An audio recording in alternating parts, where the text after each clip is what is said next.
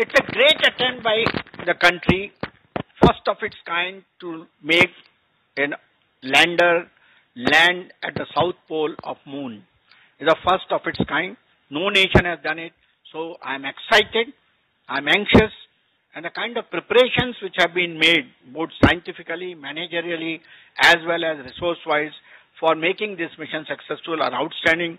I happened to be there when it was launched on 14th or 13th of the month of July, and it was a great launch.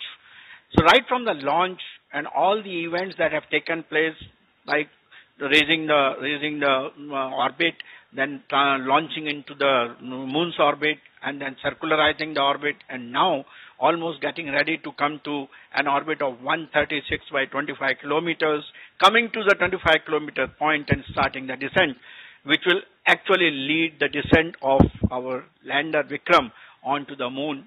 Activity, very complex, very scientific, but the kind of effort the scientists have made of ISRO are outstanding, because they made the complete technology redundancy, with reliability, with lot of simulation and lot of hardware and software validation. We are very hopeful that this mission is going to be outstanding and is successful. Do you believe that this mission will explore, following this mission, India will explore more such space mission in the coming days? Yes, this will actually lay the foundation for many more future missions. For example, we are preparing for Chandrayaan, that's sending a human being into the space. We are also working for Mangalyaan. We are also working for Venus probes. That means the entire going into deep space missions, establishing command, control, communication, tracking, launching systems, maneuvering the satellite to different locations and bringing the right orientation, taking care of all the disturbances which occur in the space due to the solar dust and sun's radiation and other things, saving it against collisions from the other satellites that are already hovering. All this is a major task, and all these tasks we will be able to learn from this.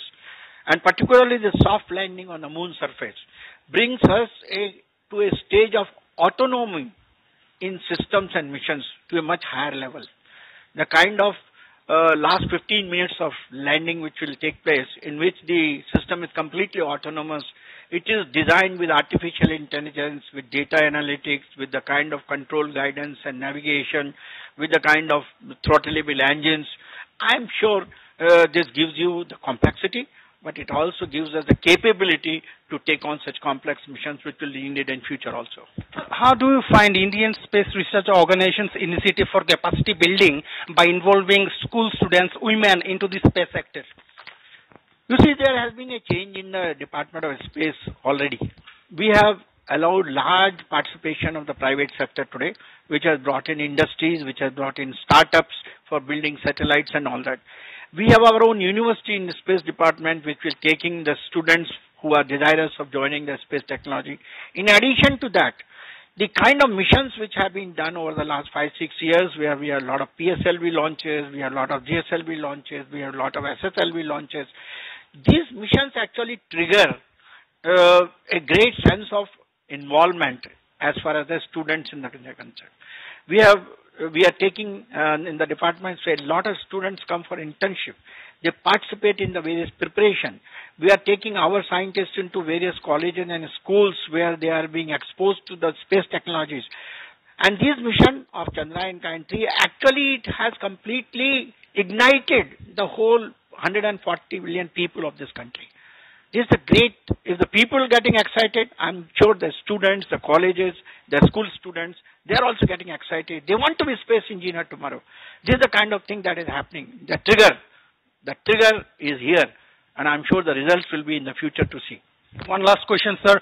How do you find the prospect of India's space mission in the coming days, and what challenges India face in the space sector?